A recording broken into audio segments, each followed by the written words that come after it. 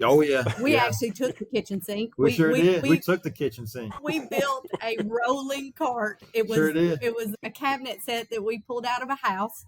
And I was like, look, it could be a sink. And we literally mounted a 2-bay kitchen sink with a faucet that you hooked up your hose to it, and you'd have running water. We didn't have hot water, but you had running water and a sink and a countertop. They gon' have barbecue. They gon' have barbecue. They gon' have barbecue. They gon' have barbecue. Get your barbecue on. Get your barbecue on. Get your barbecue. Welcome to the BBQ Therapy podcast. My name is Tavis Bryant of Yago Ham Barbecue. Have you ever stood around a smoker or a grill and felt the world fade away? Now that's BBQ Therapy. Welcome to the BBQ Therapy podcast. My name is Tavis Bryant, and today we got a special duo that come to join us for a therapy session.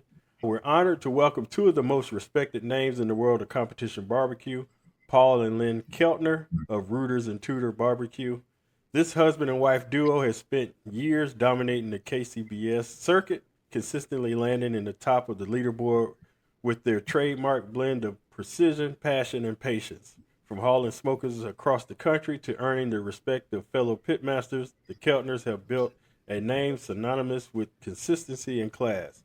In 2025, they were recognized for their decades of dedication when they were inducted into the KCBS Hall of Fame, cementing their legacy in the barbecue history. But what keeps them fired up weekend after weekend? How do they stay sharp, stay humble, and keep it fun? Let's find out. Welcome to the show. I got one rule. Speak freely, be yourself, make yourself at home. I have no sponsors, so enjoy yourself.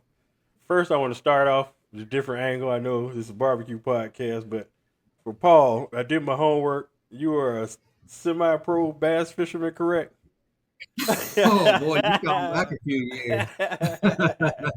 How did you get into that? Yeah, I'm just curious about it. I don't know. I still got that wrist action or not. I'm not sure there. That poor little boat hadn't been started in 5 years. Wow. But what made you get into that? I was raised in that. I was raised in that. My family was in it, and it just inherently was in my blood as well. And got around some people in the right environment and just kept going from local stuff to more regional stuff, and then just moved into heading that direction of what you might see on TV more. Mm-hmm. And I had a blast doing it. Spent a lot of time, a lot of money doing that, and found out that these guys are incredible. It's just there's a lot of similarities between that and barbecue. You can do a lot in your driveway, or you can do a lot on your local lakes, but when you start stepping it up and branching out, you find out there's a lot of talent in this world, and you will find it quickly when you start moving up. Wow. So what's the concept? Just catching the biggest fish, or the one that weighed the most, or? It's about weights. Most bass tournaments are set up on 5 is your limit, and you take your 5 heaviest for that day and turning in. And the ones we were doing were multi-days, and they had a cutoff too. You'd have 200 fishermen out there, 200 boats. Wow. And the top 50 move on to that last day. But yeah, it's just total weight, and you're competing against the professionals moving down into the lower brackets when they had time, and also against full-time fishing guides. And it's a smorgasbord of people and ages and genders and races all out there doing it. That part's pretty fun. That sounds cool. So were you a part of a team, or are you by yourself, or? You're by yourself, so it's individual. There is a person with you in the boat that's like a lottery draw. You don't know who they are, and that's how you keep it honest, is that guy is, you don't know who he is, and he competes on the co-angler side. So the back of the boat, they compete against each other, and then everybody in the front of the boat, and they compete against each other. So 2 different groups kind of out there. Oh, that sounds cool. Because I used to turn on the TV. I don't know if it was Saturday morning or Sunday morning when I used to clean up, and it used to be on TV, and I always wondered about it. But now absolutely, I got the details. It still is, and we will still watch it. And hear the people, that were the TV stars that you would see on TV, and I'd be like, "Is that Davey Height? I recognize that voice. That voice from South Carolina. He sounds just like one of our friends." Yeah, so that's cool. I always wondered about how they did that. All right, we can switch on to barbecue. But that was cool. I just had to get some questions about it. Let's go back to, how did y'all discover barbecue? Was it growing up, or was it at a certain age, or each of y'all? bass fishing? Yeah, I think it's a little bit of both, actually. I'm originally from West Tennessee, just right outside of Memphis, and cooking is just a way of life there. More grilling than probably barbecuing, but you see it everywhere, and so you're inundated in it to some degree.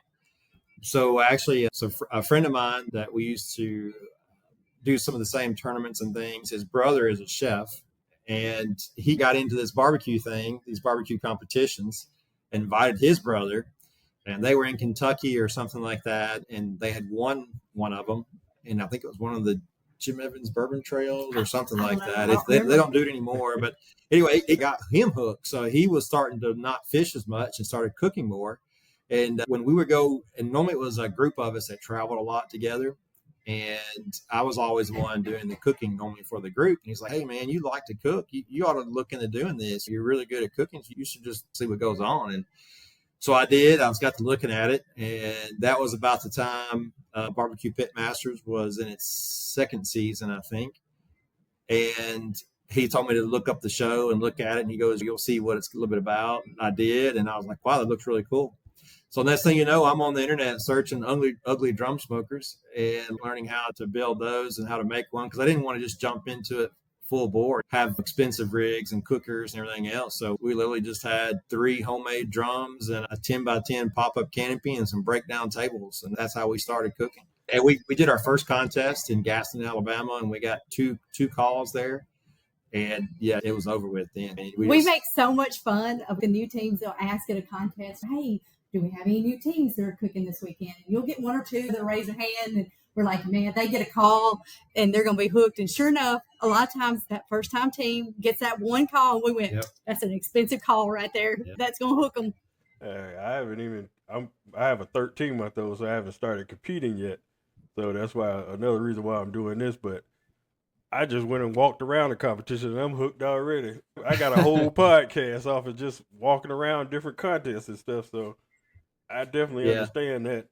So it's interesting how barbecue's evolved a little bit since we first got started. You could do a backyard pretty simple, and you can still do pros pretty simple. But I think even with the one meats now, it's KCBS is putting some effort in trying to see how they can get more people into the door. Do you show up for a 1 meat chicken or 1 meat rib, and you got one cooker, and you can basically throw it in the back of a car if you wanted to and compete, and at least just see what it's about. Yeah, that's definitely cool. So back then, did they go over with you how to do the squaring of the chicken and all that? Did they go over all that, and or they just bring you out there and just say, "All right, you cooking this"? No, a buddy of mine had told me a few things that they had learned, and then that's when I just got to doing just research and looking up different things, and I think that's what really started. Now, we tried a lot of weird things, and a lot of looking back on it, we're like, what in the world were we thinking doing that? And some of the pictures, we've still got some of our box turn-ins from our very first ones that were just like, we thought that was good. That's definitely true. We deboned thighs. We turned in boneless chicken thighs. At one time we did. Yeah. People, they didn't know what they were eating. They were like little nuggets. Yeah, we did all that. I said people don't know how people start to where they're at now. It takes work and stuff, but you got to put your feet out there and get started. When y'all did y'all first contest, did y'all cook under somebody's name, other name, or? We did. What was the name of that one? We did. So we first got started. Actually, there used to be a commercial where there's this guy on the subway, and it was for a credit card company. And there was this kind of a small stature kind of guy, and he was on the phone on a crowded subway, and he kept asking for his password, and his password was Big Boy. And I just got the biggest kick out of that. So and they couldn't hear him, so he had to keep saying it louder and louder. This little bitty guy on this subway, he's a Big Boy. And he's like, "Hey, I'm a fairly decent sized guy." So I was like, "Hey, let's just call ourselves Big Boy Barbecue." So we go to our first contest, and I start to notice that there is a lot of big individuals that cook barbecue. And I mean, in all shapes and forms of big. So we were like, that's interesting. And then we ran into a team at our second contest, and they were much bigger than us. So we were like, you know what? We're going to change our name to something else here. All right, Lynn, this is on you now. I need to know where y'all get the name from. Oh, I love my Rooters-N-Tooters story.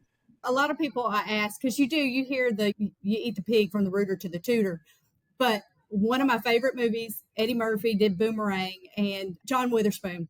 Love him as an actor, and he is hilarious.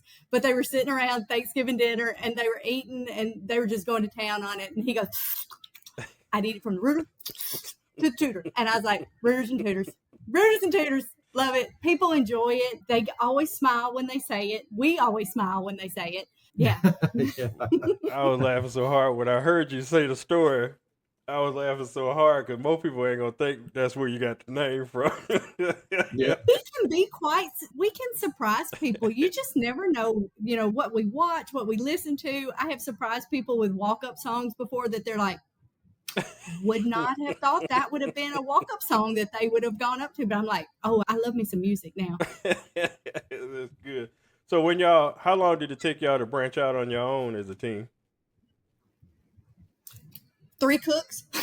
Yeah. I mean, we started with a partner because for us, even on the backyard side, it was still expensive because we didn't have anything. We had to get equipment and stuff. And so we started out with a partner, and his work schedule just didn't allow him to cook that much with us. And I'm a very strong-willed person and bossy. And we just decided that it was easiest just for the two of us to do it ourselves. And we still love each other. All right. she has a shirt that she wears that says, "I'm sorry for what I said at turn in." It can get a little aggressive. Yeah, certain people like have their ways, and me, I'm particular with my wife. I like having stuff in a certain area so I know where it's at, and she the type that hopefully she don't listen to this episode to need to cap off the seasoning and stuff, and I'm looking at it like it take 2 seconds just to put the top on her. So I know each person has their ways, so I know it could be a little tense sometimes. So y'all remember? Go ahead. Yeah, we know each other, and to us, we may seem like it's chaotic. We've had other teams that have watched us. We've taught classes and stuff, and they're like, "You guys are so synchronized. You just know what each other is going to do," and to us, we're like, "Really?" Because we feel like that was awful. That was just hot mess. That's good. So y'all remember that y'all first cooked by yourselves? How did that go? Was that Lawrenceburg? I think it was just a little small, pretty close contest. At that time, there were a lot of little contests in a lot of the communities really close to us.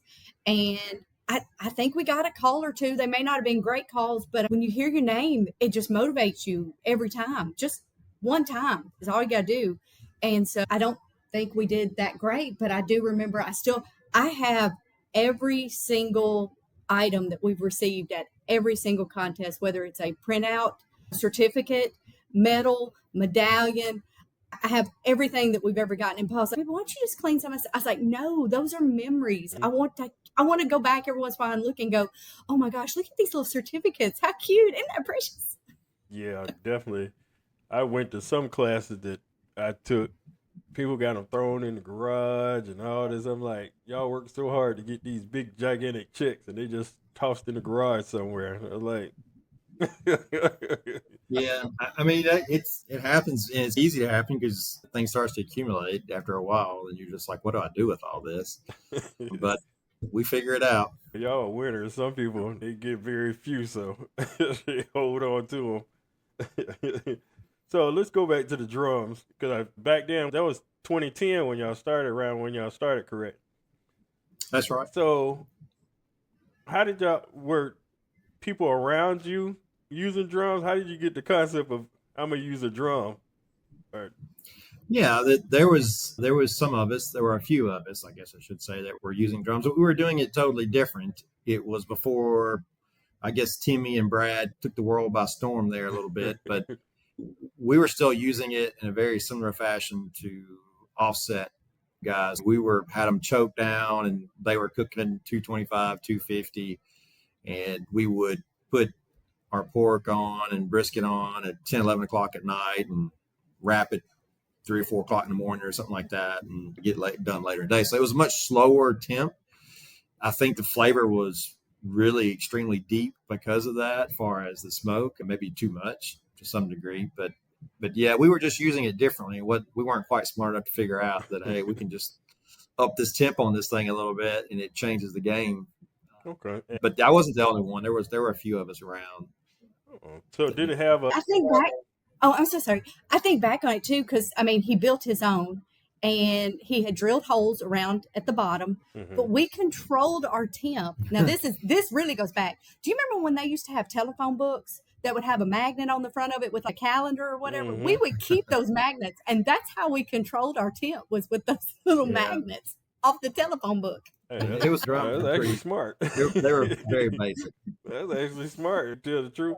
So, did it have a chimney and stuff like that on it, or it just? Yeah. Oh, yeah. It sure did. Yeah. So I guess the bung hole or whatever it is right there, that part that sits at the top that screws off right there. What I did was I don't have any real metal skills as far as welding and that kind of thing, and so I was like, what can I make a little chimney out of? So I literally took some PVC plastic. Because we weren't cooking hot, right? We weren't cooking the 300, 400 degrees, whatever they're doing nowadays. And we just screwed that thing on there and put a little 6-inch pipe hanging out of it. And it never melted. So it worked fine. So how long did you use it until you got the next cooker? We used it for probably 2 years, 3 years. At least, yeah. We used it for a few years. Yeah. Oh, wow. Got a lot of trash. A lot of people mistook it for trash cans. And we were uptown now. It wasn't pretty. Wow. So back then, were y'all going to different areas? Were y'all KCBS back then? Going to different areas, or? We were. Yeah, we've always been KCBS, but we didn't travel as far as we do nowadays. Used to, like she was saying, there were more contests within an hour or 2 hours away for us. Our farthest contest back when we first got started would be like 3 hours. That was a long ways away, it seemed like to us. Now we're wishing for those. Yeah, Gadsden, Alabama was like 3.5 hours, and that was really pushing our radius. Whoa, that's so far away. Yeah. And now Gadsden, Alabama is nothing. What you think too is it's also the number that we cook. So when I look back at the first 5 years or so, we didn't cook maybe 6 a year. Oh. We just didn't do what we did now. Just when things click, light bulbs go off, and you put a little bit of time in, a little bit of practice in, and when it's right, then you'll know to start cooking more and upgrade equipment and things of that nature. So how long did it take y'all to get the light bulb to come on? How many years was it? He's really good at starting things and going gung-ho at the beginning. So this one was one that I was like, look, if we're going to do this, because it was the two of us, this was the first time because he did golf and we had to have golf clubs and blah, blah, blah, blah. And he did the fishing and had to have a bass boat and had to have all the fishing stuff and expensive reels and rods and blah, blah, blah, blah. And I'm like, look, we're not jumping into this one because we saw some expensive rigs even when we first started. And it took us 3 years to know, are we committed that this is something that we really want to do, that now we'll buy a $1,500 camper and gut it and look even more janky going down the road with our homemade pits. And so, yeah, we had car platform things that we would roll our cooker in and out of our trailer, and we dumped it one time, it hit the ground. We were pitiful. Just pitiful. Hey, you do what you got to do. I ain't mad at you. Because back then, were there a lot of trailers back then in those days like they are now? There were trailers. There were a good mix of RVs in there as well. The trailers were still more cargo trailer, not as finished out as over the last several years back in 2014, 15, that kind of range. They were just now starting to come out, or people were starting to finish them out and make them. Porch trailers were something pretty new back then. Okay. But that was more for just hauling, and then everybody would pull out their canopies, their chairs, their camera, and do the setup. Yeah. It was still big setup. So you rolled in, and it would take 2.5, 3 hours to get set up, and just that long to break it all down and load it back up. We learned real quick that's not what we wanted to. We were like, okay, what can we do to limit this so that when we rolled in within 30 minutes, we're geared and ready to go, but a 30-minute setup gets expensive. So were y'all like you got to start investing? Were y'all something like the other ones that take everything except the kitchen sink? Oh yeah, We yeah. actually took the kitchen sink. We sure did. We took the kitchen sink. We built a rolling cart. Sure did. It was a cabinet set that we pulled out of a house. And I was like, look, it could be a sink. And we literally mounted a 2-bay kitchen sink with a faucet that you hooked up your hose to it, and you'd have running water. We didn't have hot water, but you had running water in a sink and a countertop. Wow. Sure did. Put it on casters. Wow. That's what I'm trying. Rolled it up on so that we would load all that up on just an open utility trailer, a single axle utility trailer. We had everything on that thing going down the road. Wow. Wow. The next cooker was a water cooker. What made you switch to a water cooker out of all the cookers? We had Southern Q had approached us about looking at changing over and maybe showcasing some of his cookers more.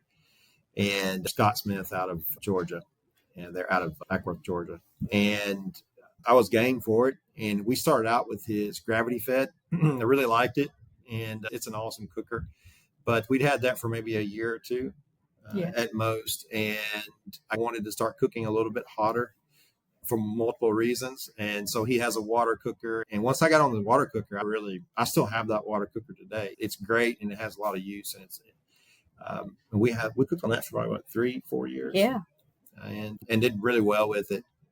Okay. But just started there. I think it's a mixture. It's an offset cooker in a way, just more upright, but then you add all the water in it, and the flavor and humidity in that thing was great.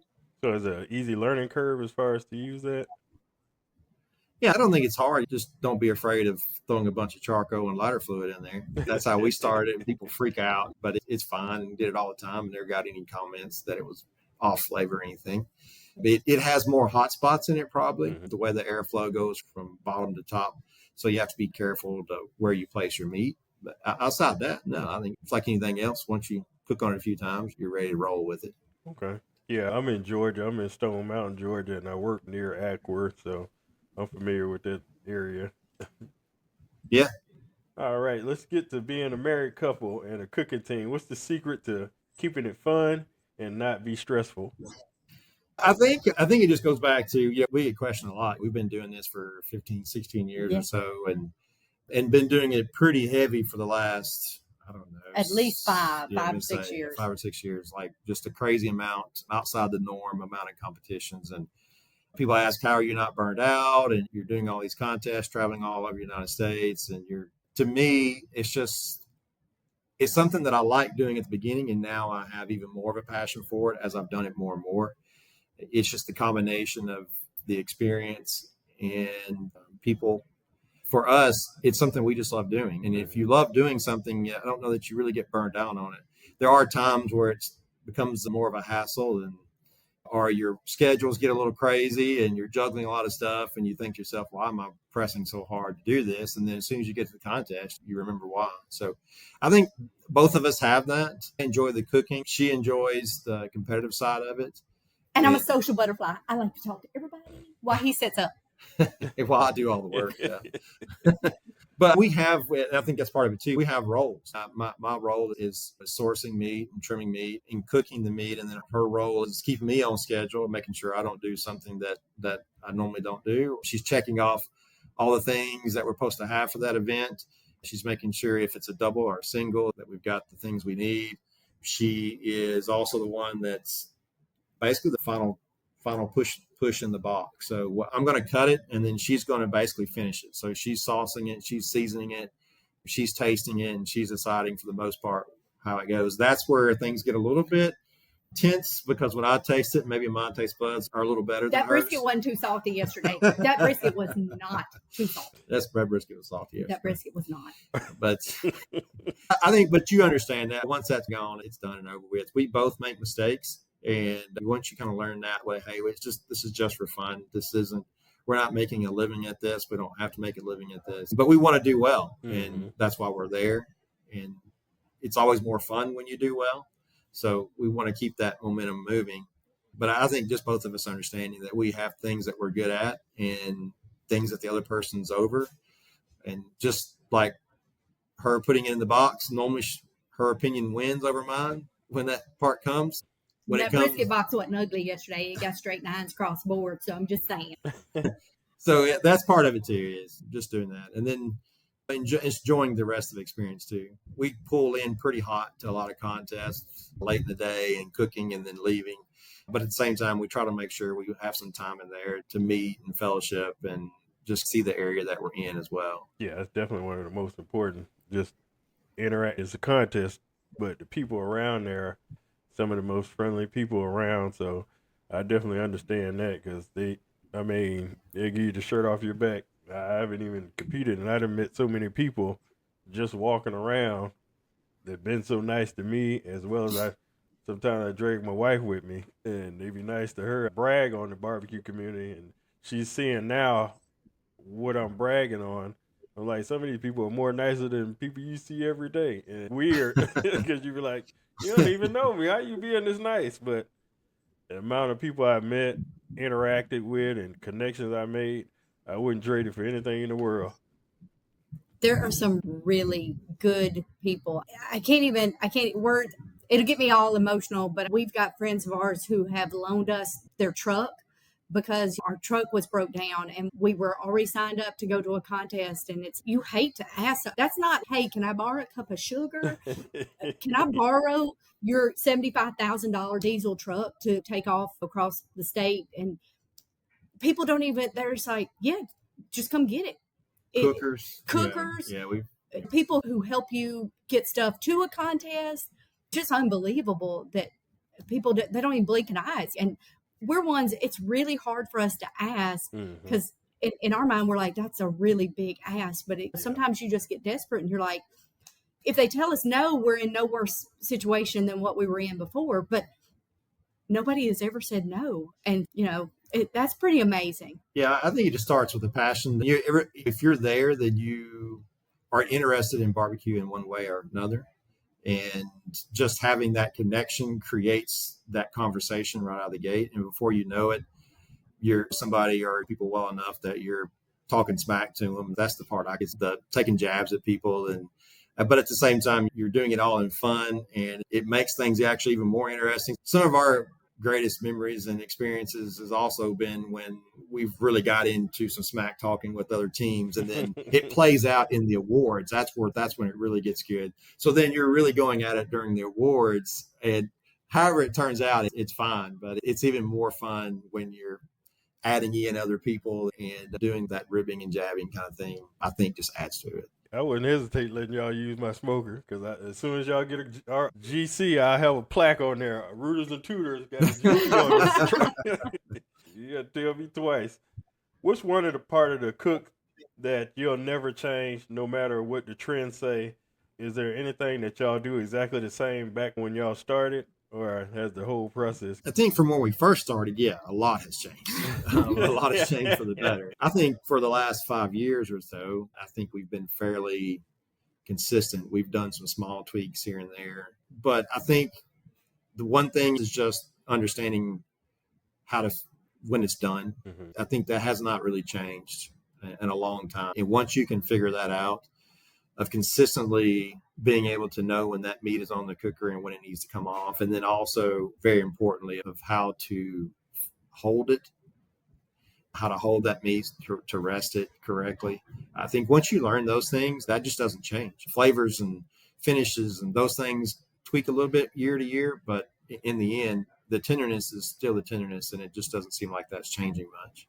Yeah, that's the key to success that a lot of people can't master, that tenderness. And once you get it, but a lot of people, to me, that's the main area that can win you a contest is tenderness. But everybody just don't have that magic touch. I think it's pit time. It's just, you just got to put in the hours and just cooking meat over and over again, because you'll start to understand the difference between some higher marbled meat versus a little bit leaner meat, and how they feel and how to handle them a little bit differently to get the most out of that piece of meat. When you rest something, was it just a hair over, a hair under, and depending on how hot you want to rest it can affect it those couple of hours later and how it turns out. Also understanding sometimes meat just relaxes a little bit, so you can feel like pork. This part's done, that part's not done, and sometimes it'll just work itself out. Understanding that muscle, I know it's going to relax a little bit as it gets off that heat source. and it'll be fine. So it's just those things, and that all that is you just got to cook a lot of meat. Yeah, definitely repetition and practice. And we picked up so many things just being observant and listening and taking classes, but recording what you do. And I've been doing that probably for at least 8 years now, maybe a little bit longer. I've got every recipe, timeline, and pack list for every contest that we've done for at least the past 8 or 9 years. He can ask me, what did we cook? Because he'll go back and look at the data and he'll go, you know what? This brisket did really good in this location. What recipe did we use when we did that? And it might have been 5 years ago. And I can go open that up and I can tell him, this is the recipe we were using. This is the timeline that we were following. And I tell people that all the time. I'm like, you've got to record what you do.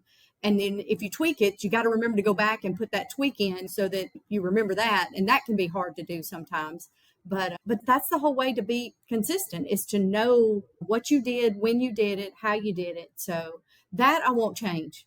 I will continue to record that information. I think that was one of the biggest takeaways that I had from another team was, if you want to know what you did, you've got to have it. You can't just rely on, now I remember we did this when we were there and I know we did. And I'm like, no, we didn't. This is what we did. I got it in writing right here. So you're a good teammate. I'm the organized one. Now I can tell you timelines and recipes and all the alarms, but if he ever gets really sick at a barbecue contest, oh, it's going to be some bad turn-ins, because I can fake it a little bit, but he is the cook. He's the one who gets that meat to me. And so if I had to do it all, I think I could, but I don't think I could do it as well as he does, because he does that all the time. Have you cooked anything in the contest? Any of the turn? Dessert. I can do a mean banana pudding. I do a Nutter Butter banana pudding. And that's about it.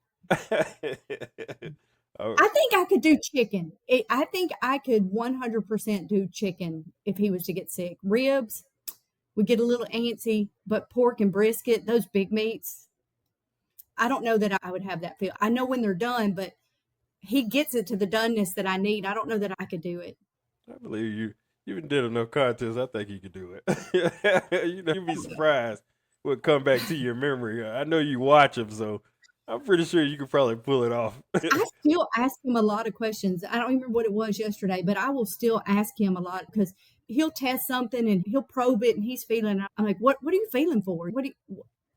What's wrong with it? Why are you questioning it? And so I still ask a lot of questions.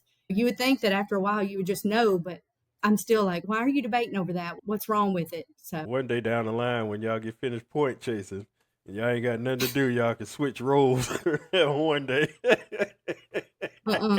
He works way harder than I do. More than happy to do that. No. All right. From the outlaw, when you had the water cooker, did you cook all of them on that by itself, or did you have something else with that? Actually, we've been doing chicken on a drum for a while now. It's even when we had the gravity cooker, we still did chicken on the drum, to get it started. Was it was it a newer one, or was it one that you built? It was a newer one. It was a 30-gallon Gateway. It was his birthday present. It was my birthday present. Chris Schaefer brought it down. We were in Humble, Texas, and I didn't know it was coming. And Chris picked it up, since he's close up there, and he brought it down and surprised me. Yeah, I have to give a shout out to Tim, because I am a last minute birthday surprise person. And like on Monday of that contest, I was like, you know what? A little baby drum would be a great birthday present in purple. Let's make that happen. And I made a few phone calls, and a few people said, I know somebody. And they were like, you want it in purple? It is Monday. And I'll be dang if that little purple drum wasn't sitting in Humble, Texas on Friday afternoon. And Chris did a great job of surprising. He put it together and he goes, I got this from my daughter. What do you think, Paul? And Paul's like, oh, man, that is so cool. And it's purple. Oh, I wish I had one. And Chris goes, okay, you can have it. And he goes, yeah, you can have it. Just take it with you. And Paul's like, no, man. And then they were all like, it's your birthday. Happy birthday. So when you first saw the Gateway drum, what did you think? compared to what you. It was much more polished and well designed. No telephone magnets. Yeah, no more magnets. Because I told him when he came up with that, he totally changed the whole game of barbecue with that. Yep. And he don't realize the effect that he made on barbecue when he did that. So I know there's so many people out there thankful for him because they get to go to sleep. Because I know that was the big thing. But when I was talking to him, I was like, you don't even realize that you just changed the whole landscape of barbecue by one little invention. And I was like, my hat goes off to you because I wish it was me. Oh, me too. Tim is brilliant. I've never in my life that he has so many ideas and they always work. I'm lucky if I get one idea every 10 years that I go, why didn't we think of that sooner? But stuff just pops. He's really brilliant. I'm in awe of him and he's so much fun. Don't be saying that about him. I loved him. He is hilarious. You ain't got to tell me He that. is very smart, very smart. Yeah, I did an interview with him. I met him at Memphis in May, and I went and hung out with him when they did one of the NASCAR races and stuff like that. And he just, to have his hand in so many stuff, he's so down to earth that people won't believe. Most people will probably be hesitant because they're like, oh man, he's probably CEO of this and this, but yeah, like a regular person and stuff like that. And invited me out to very approachable. Very approachable. I was like, dude, I don't know how you got the time for all this stuff. You got the drums, you got the meat, you got the barbecue. He's got a Terry. He does all. That's a lot of pressure. But if you don't, like I said, if you don't have the right partner, it means a lot. So that's why I say getting the right partner and just not getting anybody. That chemistry, it means a lot when it comes to doing anything, not just barbecue, but just life, period. Not having a person to push you. And my wife, I probably wouldn't be sitting here talking to y'all right now. My wife, I was like, maybe I want to do a podcast, but I don't know if people going to come on or sign up. Just try it. You don't know what's going to happen. And then I'd be like, you know what? You're right. And it don't take much pushing, but she definitely pushes me to do more stuff than I normally do. So I'm definitely appreciative of her and wouldn't be where I'm at without her. And I know it's the same for y'all with each other and everybody else with their success. But that's a major component of what we're doing. Having that person that when you ain't do good, pat you on the back, hey, get them next time. It's okay. It's okay. Just one event or something didn't go right. Just having that person to keep you focused and bring you back to normal when you're in a funk or something like that. So it's definitely important. And I love seeing that people like y'all being as a couple, being successful in this and showing people that, hey, I can do this with my wife. Most folks probably do it just to get away from home and stuff like that. But it's definitely good to see y'all as a couple. 1 or 2 contests and you'll figure that out real quick whether or not that's going to work or not. Because we have friends. It didn't take but 1 or 2 contests to know, you know what? No, that's not going to work. But you have to know each other well enough to know, can we do this together? And because we are together a lot. And some of those road trips, and especially a long road trip and bad results, and that's what you want to focus in on the whole trip home is, and then you got to go, all right, put it down. We got to forget about it. We got to cook again next weekend, so we'll just do better next weekend. So how do y'all handle when something doesn't go right or low scores or unfair judging or unfair judging? We try to keep that all internal until we're alone. And that's hard to do. There are times that, man, you just want to, that brisket was better than that. That was not that, and it's hard. And Paul he'll have to settle me down sometimes because I'll get a little mouthy. And we really try to put at least a really good front that what people see, we want them to think that's what we are all the time, but we're real people. We're going to complain and we're going to moan about it and we're going to analyze and we're going to call somebody dumb and that was stupid and that was better than that. But we try to keep that internal till we get in the vehicle. And then we only try to focus on that for maybe, 20, 30 minutes. Yeah, it's not long. And get over it because it's not going to change anything. It's not going to do any good. And then every once in a while he'll be like, what was that score in this game? And I'm like, I don't close that. I don't know. Well, look that up again. So it's just letting it go. Yeah, I think that's what you learn the more and more as you do it, is that you want to look at it to see if you can identify a pattern within that, to know whether it was just an off day, off meet. If you start thinking about this is happening 2 and 3, 4 times in a row, then they're trying to tell you something, and you just got to be open enough to listen to it and not make excuses for it. And I think that's the biggest thing over the last few years, especially, is me not just saying, well, blaming everything on something else in my mind and just keep doing the same thing. Something wasn't going right, and it's being told either with or without the comment cards. Deciphering comment cards sometimes can be a skill in itself, honestly. And I try to give the benefit of doubt to judges. They're trying to tell you something, but they don't. It's hard to describe what they're tasting to tell you. And what they say may sound ridiculous to you, but there's something that it's in there. You just got to pull it out and say, okay, they're probably talking about this. Or like we got one yesterday about something about slimy.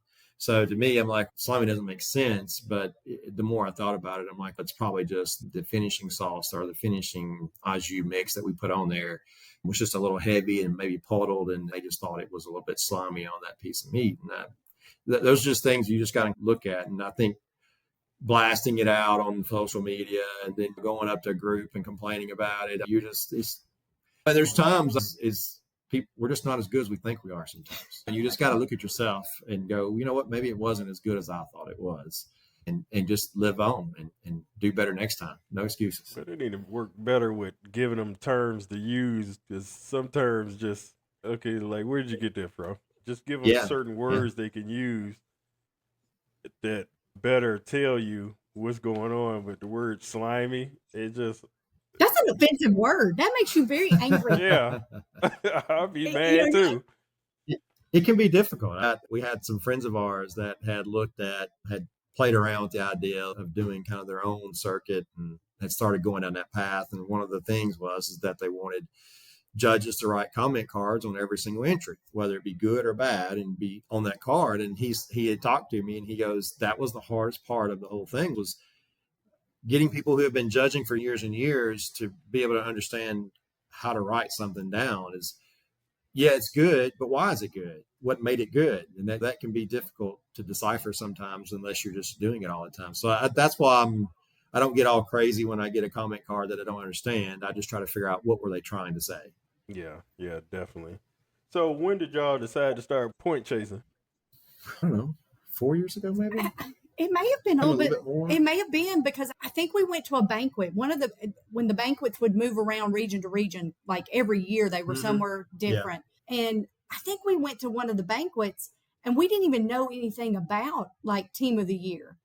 And I think it was one of the years that Scott Smith, the Southern Q Smoker, I think him and Lynn did really good that year. And we just started asking them questions of, what is this points chase? What are you talking about? And we learned, and then we were trying to wrap our head around what do you mean that they take your best 10 finishes and then you get a certain amount of points for the place that you finish, plus, how many teams were there, you get the bonus point. Yeah. And it was a lot of information, but I saw those trophies and I was like, I want that.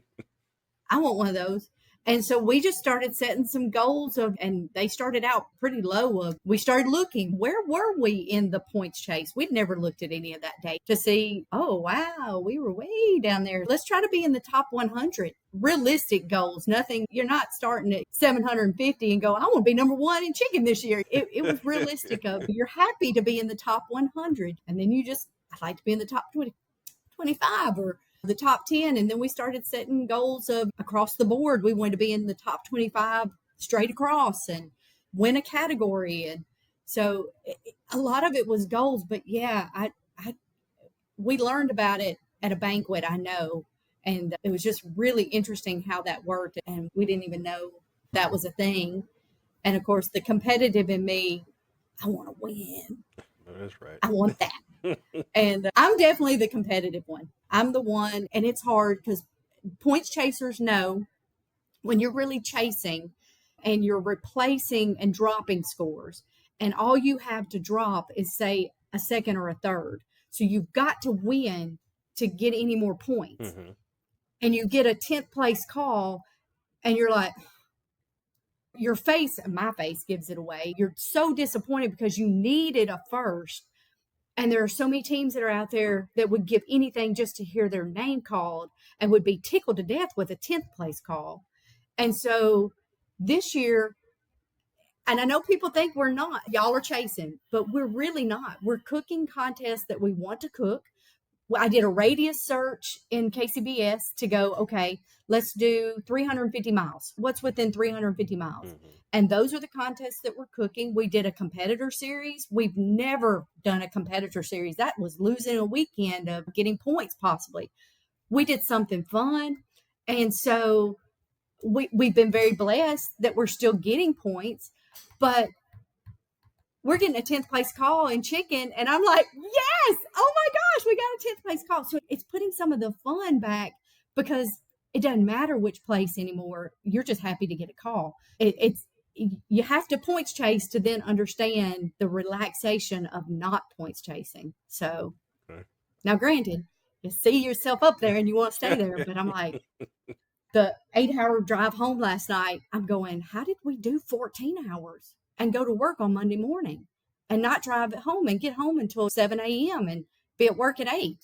I'm like, I can't do 8. I can't even drive 3 hours without being like, baby, I'm tired. I got to get some sleep. I'm so sleepy. That's my next question. Are y'all still working regular jobs as point chasing? Yeah, I think, that's not. Yeah, I think luckily there's a few that have done it before in the past and they've given some tips. And it's one of those things. If you really want to chase points and if you want to chase points to a high level, then it's something you have to prepare for and be dedicated to it. It's a long road. It's a grind. There's a lot of ups and downs, whether it be contests or whether it be maintenance items on your vehicles and trailers and that kind of thing that's going to hit you when you don't have time to be fooling with it and trying to get it fixed before you got to leave in 3 days. So there's a lot to it. And you need to, I think we did it for back to back to back kind of thing more so than most. This year we made an effort, says we're just not doing it. We just needed a little bit of a break from that hustle. And we're still doing a lot of contests, but it's just a different pace at this time. But yeah, we love the points chase. I know that's not for everybody, but I enjoy it. From what I got, 2020, y'all was in 4th place. 2021, 5th place. 2022, y'all got 4th place.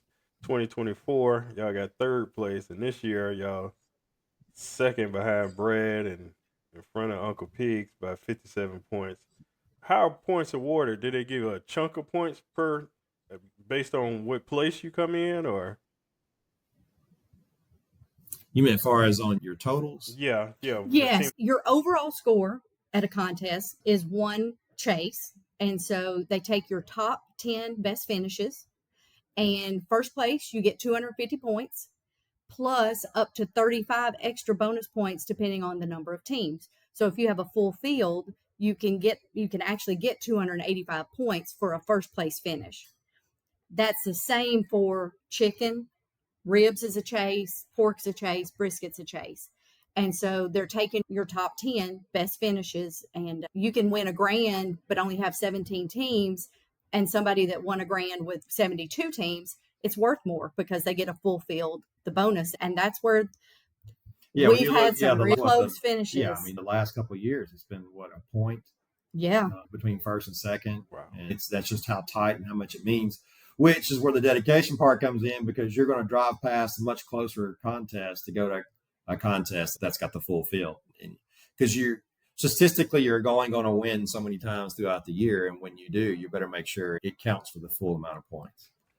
Okay. So I see Brad is all over the place, but I mean, yeah, he's all over the place.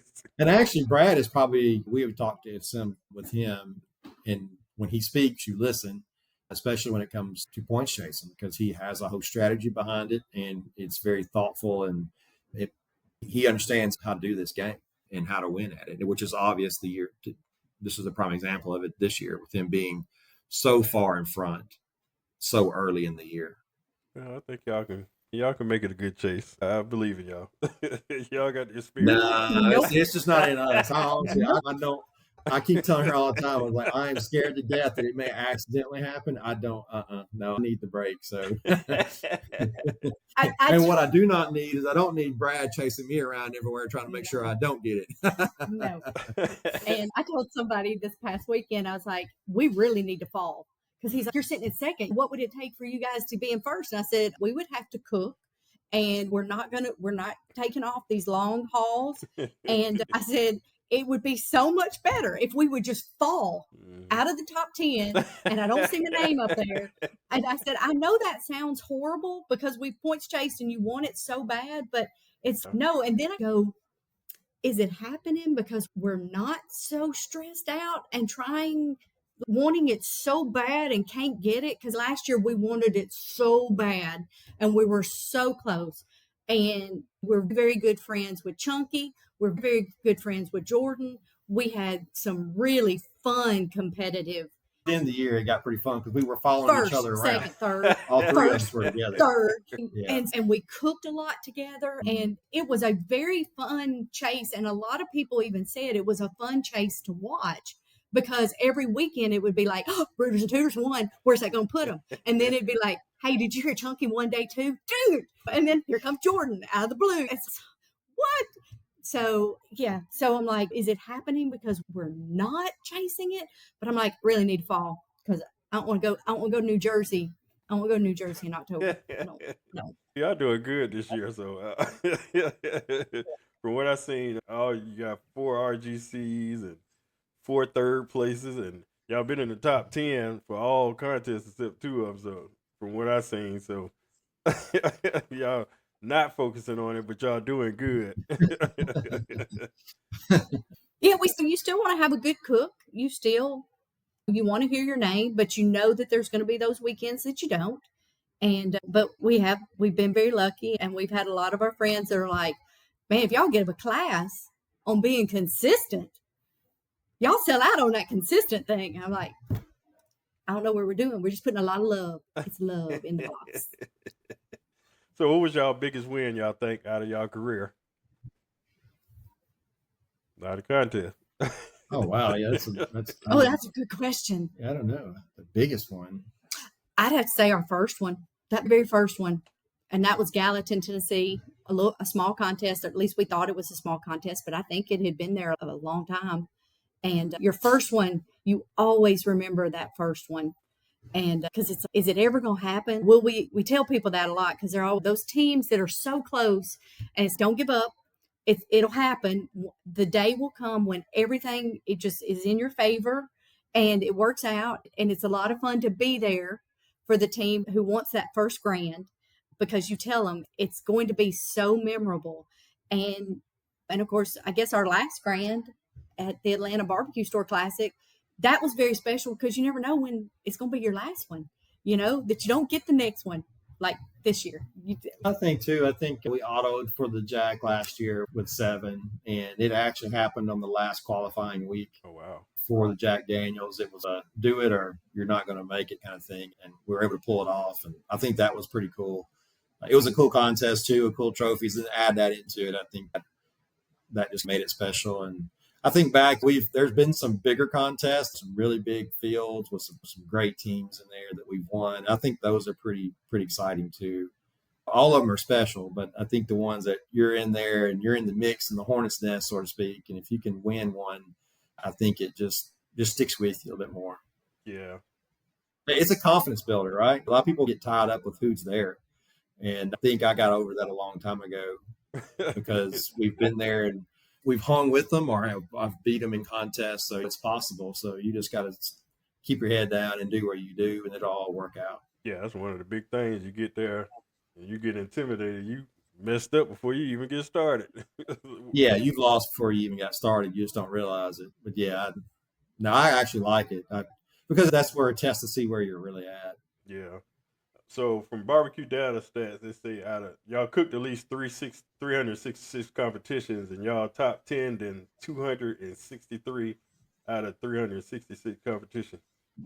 Y'all know that? Is that good? To me, it is. I'll take it all day. I'll take it all day. Top 10. All right, I'm gonna read some names. Big Papa Smokers, Butcher Barbecue, Clark Crew Barbecue, Cool Smoke, Getting Basted, Iowa Smoky D's Barbecue, Perry Head Smoker, Pellet Envy. What is QUAU? Shake and Bake Barbecue. Q out. Q Q out. out. QOW? Q out. Q Okay. out. Smoke Me Silly, Four Legs Up Barbecue. What do those names mean to y'all joining the Hall of Fame with those? Because those are some big teams that y'all joining too. Yeah, I mean that's a pretty good mix of newer teams and older teams. You talk about Pairheads and Q out. Those were teams that were fading out when we first got in it, but we knew who they were because they were so successful and well known in so many areas. I think for us it was a little bit of a shock. It's not as though when they leak this out to you, it's you're still trying to figure out, is this like spam almost, or is somebody punking us or what? You just, because you don't understand that it's othered with you and that this is legitimate and this is how they came to this conclusion was based upon this point system and things. So it was a mix of emotions because I did not realize some of the other teams. And my first thought was, and my first things I said to Lynn was like, us? I was like, but there's so many incredible teams out there, and there still are, that should have been before me, I guess is my thought. And I'm glad to see so many other teams that were in that inductee list later on that made me feel a bit better about it. But you still have that thought today. Since we've been doing it so long, you think back to some of the teams that were just absolutely dominating back when we were just pop-up cookers with the utility trailer kind of thing that we're looking at with superstar look, and we still look at them that way. They were doing things way ahead of their time back then, and they'll get there. Hopefully they'll get their chance into that. But just super humbling to know that people recognize how much dedication that we've put into this and how much we love what we do for our team, the community that we go with, and just the organization in itself. I totally thought it was a hoax because I got the email and all you could see in like the subject line was congratulations on Hall. And it was like, but it's from KCBS. I'm like, what? And when I opened it up and read I didn't even read the whole email. I read like the first line and I'm calling him immediately going, and I said, but I don't know who this email. I said, I don't recognize this name. And he goes, somebody's playing a trick on us. He goes, that can't be real. And it was very surreal. The whole week with the banquet and being there with all of them and sitting on panels and listening to their stories.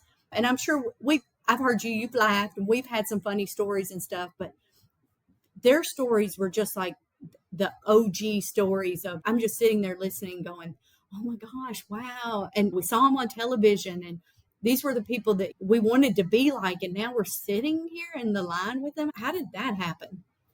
Yeah, that's how I am now with this podcast because I'm sitting around looking at y'all and Chris Schaefer and Tim Shear and Harry Sue, and I'm like, I just actually talked to these folks. I got Tim Shear phone number in my phone. I got Harry Sue phone number in my phone. This is weird. I never would have thought that would have happened, but it's okay. It is happening. So I definitely understand that. But y'all earned it. Y'all deserve it. So I congratulate y'all because I've seen y'all in different things, and I think y'all cooked with Atlanta barbecue class last year. I wanted to come to that, but I was already signed up for Chris Schaefer class, so I didn't want to be greedy and get yelled at. Sorry. Yeah, you should have I didn't want to sign up for too many classes and get yelled at, but I wanted to do that. So how did y'all get into helping with the tell-all classes? I enjoy doing the cooking classes. They're a lot of work, but I enjoy being able to show what we've learned over the years and be able to help others with what they're doing. I say it a lot, is that if other people do not have success in this deal, then there's not going to be very many people left. So you've got to make sure that you're sharing this and passing it forward so that others can enjoy what we've been blessed with over the last several years. And it just keeps it moving and growing. If not, people lose interest when they're spending all this time and money and not really getting much reward out of it, if hearing their name or wanting to do well in a contest is one of their goals. And we were very blessed.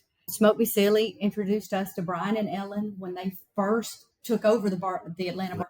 And they were like, hey, this team, they're super nice. It's husband, wife. You should meet them. And they just took us under their wing, and they are the nicest people, and they have been extremely good to us.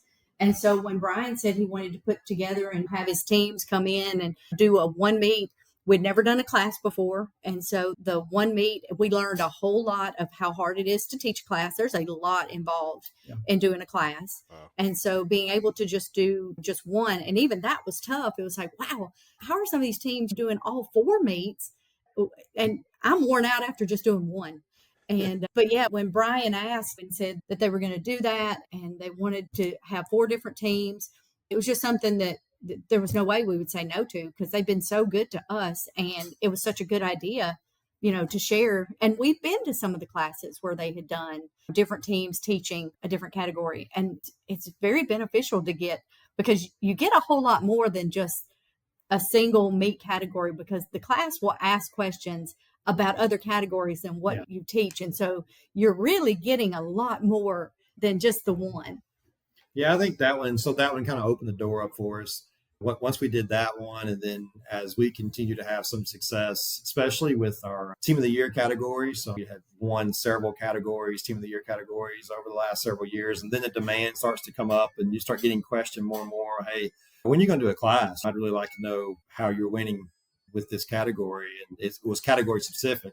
So that's up the door up. We did a few more with Atlanta Barbecue Store. We've done some with Drew Davis. We've teamed up with him and done a couple doing it that way as well. So it's come to the point now where we're not intimidated by it, and we enjoy doing it as well. It's cooking barbecue in the off time. So it's a good thing to be doing for us as well. And it keeps us sharp as well. Because y'all won Chicken of the Year and Brisket a few times, didn't you? Is correct? Yeah, we've done Chicken Team of the Year the last 2 out of 3 years. We had a similar run with brisket. We've done good in pork. Ribs is the only one that can't get the ribs. I want a rib coat, man. I want that rib jacket. We just haven't been able to close the deal on ribs. We've been close over the years, but we're having a decent run this year. Just not enough wins to get the points to do it. But we're getting a lot of good calls in it. I mean, y'all doing good this year. The only one I seen was, I guess, y'all first 2 chicken scores this year. We're a little down. We're not even talking about chicken. Yeah, that's the weird thing. Your Chicken Team of the Year, 2 out of 3 years, 2 out of the last 3 years, and then this year starts off a little rough, and you're just trying to figure out what's going on. But that's just barbecue. Just when you think you have it figured out, it's going to change a little bit, and it's on you to figure out whether it's you or whether it's just the product you're using, whether it be the meat or the seasonings, or is it just the general focus of judging and what you're competing against. Sometimes when you may have the top dog on that table, but as people start to learn, as people are pushing the envelope a little bit and trying new things, then it starts to spread. And if you're behind the game, your stuff's may be old and stale, and then their stuff's new and refreshing, and they're loving it, and you're just not going to get the score. So there's a puzzle to it. That's part of the fun. Yeah. It's tough now because there's so much information out there. When we first started, he watched a lot of YouTube. It was a lot of just YouTube. You might talk to some people and get a little bit. There were classes and things. You didn't hear a lot of people taking the classes and stuff. At least we didn't know the people that were taking the classes. But now the information is just everywhere and a lot easier to get. And it's pretty amazing because we get those, and it's a lot of a compliment. But it's also a little of a sting when you get the people who come and tell you, I ran your chicken today and I got first, and you're sitting at 32nd. You're like, so happy for you. But when you've got everybody's is starting to taste a lot alike and everybody's turning out good product. But I don't care what your strategy is for turning in at a table, and I'm going to wait and turn in with someone's. I'm just going to put mine down because at the end of the day, it's not going to matter. But everybody is putting out good products. So it's a lot harder. Yeah, definitely. Because technology didn't change. And Mama, since I got a young baby, I sit in the room with her all the time. I'm on YouTube watching barbecue everything. And there's so much stuff. The thing is deciphering who's good and who's not, what to trust. But that is a trick. As long as you know who to go to, there's plenty of information out there. And as well as classes, because I've taken 5 classes myself, just some out of curiosity just to see, but most of the processes are exactly the same. It's just knowing the tenderness game is the key to success, and little tricks and tips here and there to try to make it more efficient. But there's way more information. I think back when y'all started, I guess Myra might have been the only one doing classes because back then.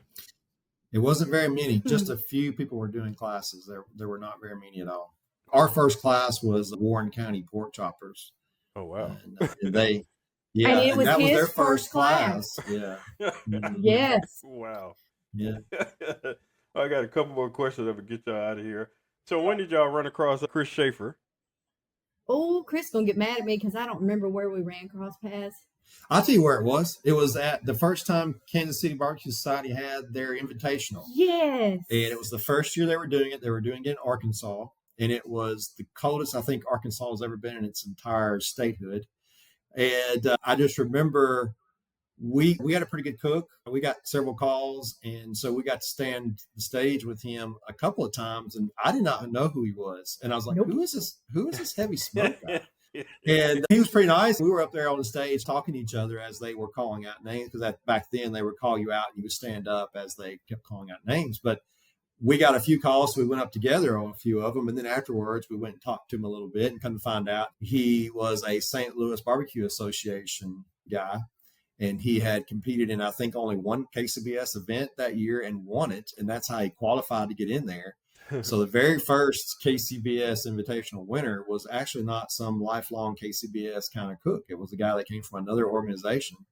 And I think that kind of got him hooked into KCBS a little bit, along with some things with St. Louis Barbecue Association. So he wanted to branch out, and he's done really well. And so he started points chasing. And then about the time we were getting heavy into points, so we started seeing each other all over the place. And he likes to talk, and Lynn likes to give him crap right back. They hit it off pretty good. And He made fun and of my Pops name. are the same as on some levels as well. His dad travels with him, and we can talk about things, and then Chris and Lynn can jaw at each other. Yeah. He says I have a Southern accent and that I add 15 syllables to every word. I don't know how in the world. Cat, 3 letters, and it's cat. And I'm like, so he gives me a really hard time about my accent, but yeah, we really rib each other pretty good. And that's always my goal, is because he's good. Now he's really good. Yeah. And if I can get him where it takes him a second, it throws him off his game, then I have done something, and I'm so excited about it. But yeah, love his dad, and they're good people. Yeah, I took his class, and it was best class, one of the best classes I had. Pretty much, probably the best class I had. But he's a great guy. He'll tell you the truth, what you need to hear, and not what you want to hear. And I was like, you got a friend for life in me, not because of the class, but the type of person you are is helpful. Help me get different people on the podcast and stuff like that. And I was like, you met me one time, and he going all out. Hey, if you're in the area, I'm cooking. Come on in the truck. I'm like, he's an awesome person, and I know he had said that y'all part of his Team Heavy Smoke. So yep, I remember that. And pretty much I did most of the people of Team Heavy Smoke did podcast interviews, y'all. Brian Payton, High on the Hog, the new team. I think he said Chris Webb, he signed up for an episode. And I was like, I appreciate you, because everybody just signed up, and he did it. He didn't hesitate to sign up for an episode, and I was like, wow. So I appreciate all y'all for just coming on and stuff like that.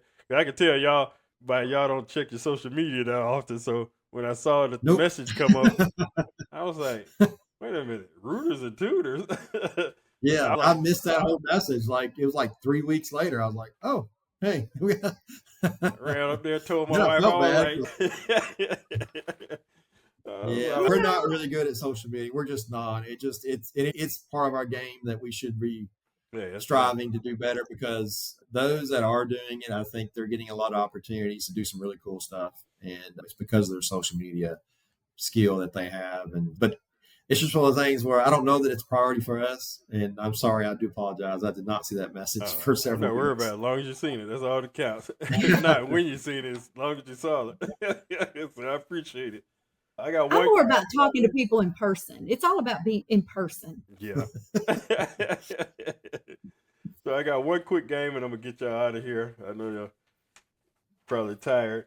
I came up with a game that's college basketball has a tournament bracket. So I made a bracket of 16 different meats that you cook on the grill, and I give you each matchup, and you just tell me which one that you prefer to eat, and we'll see which one's the winner. Matchup number 1, pork belly versus smoked turkey. Pork belly. Pork belly. Oh, yeah. Okay. Next matchup, lamb versus pork ribs. Pork ribs for me. I'm lamb. All right. Smoked ham versus sausage. I'm going to say sausage. That's a tight sausage is fine. Yeah, sausage. All right. Next matchup is hamburger versus steak. Steak. Yeah, steak. Yeah. Okay. And next matchup is burnt ends versus beef ribs. Beef ribs. I'm going to say beef ribs. Yeah. Okay. Next matchup, pork chop versus smoked bologna. Smoked bologna. Yeah, I'm going to go bologna. Yeah. All right. Oh, yeah, I agree. Next matchup, hot dog versus barbecue shrimp. That's an easy one. I'm shrimp all day. Yeah, hot. This one, I'll do hot dog. All right. Brisket versus smoked chicken. I'm going to go beef again on it. I'm going to go brisket. I like some smoked chicken. Okay. Oh, we're divided. There's only going to be a few. I gave you the shrimp. Okay, you can have that one. All right, we did brisket. All right, we have pork belly versus, I guess one of y'all chose pork ribs and the other one chose lamb.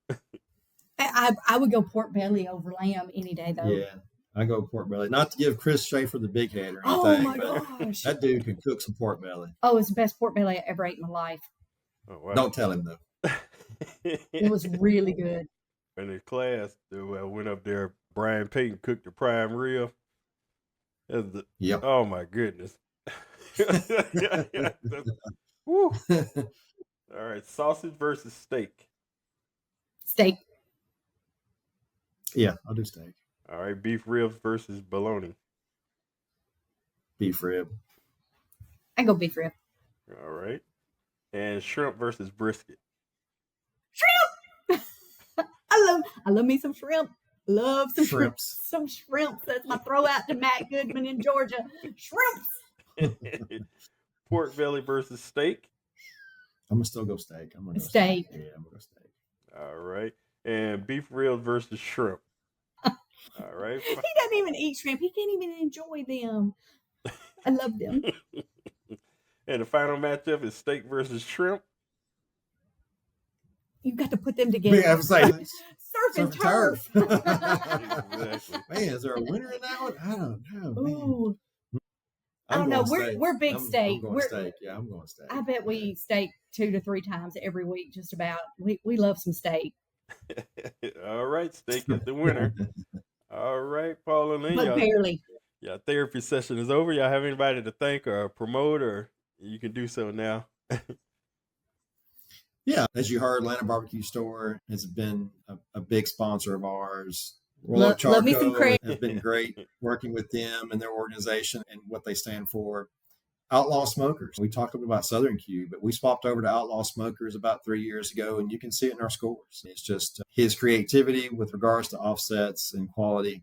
It's just beyond belief of what he keeps coming up with. And of course, Heavy Smoke, his rubs have been great. We've swapped over those a couple years ago, and they're so versatile. It's what's so great about them. Okay. Let me see. Drew Davis. We use a lot of all day. Yeah. And I don't mind telling people, heavy smoking all day. You use those 2 rubs, and I'm telling you, you can pretty much do all meats with those 2 rubs. Okay.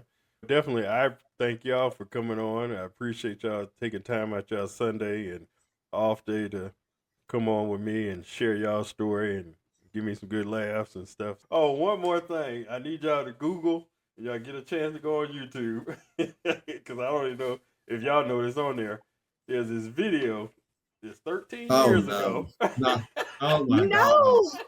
It will not go away. How do you take something off of YouTube?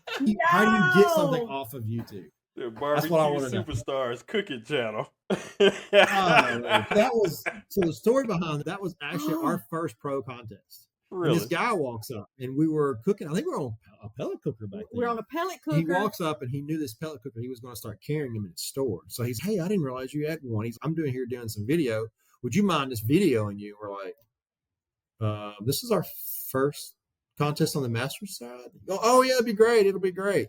Oh my gosh, if I could go back, take that off. God, Oh my it gosh. keeps coming up. People keep finding it, and it goes away for a while. They go, "How in the world did you find it?"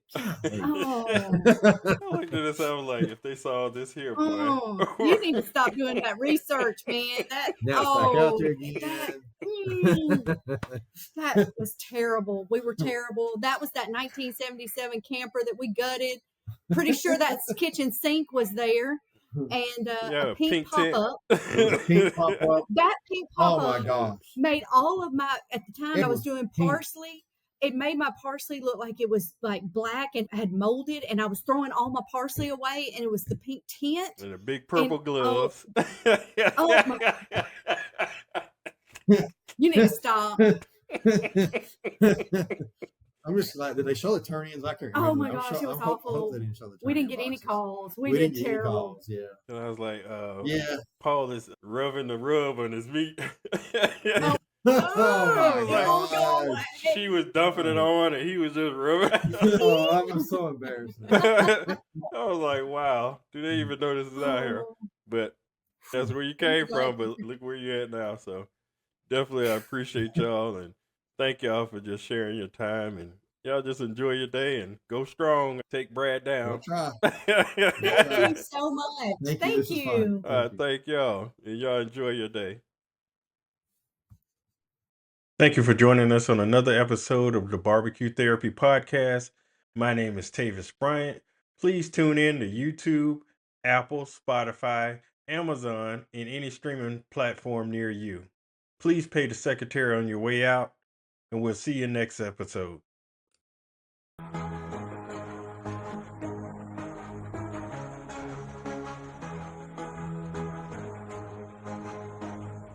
Y'all go ham barbecue.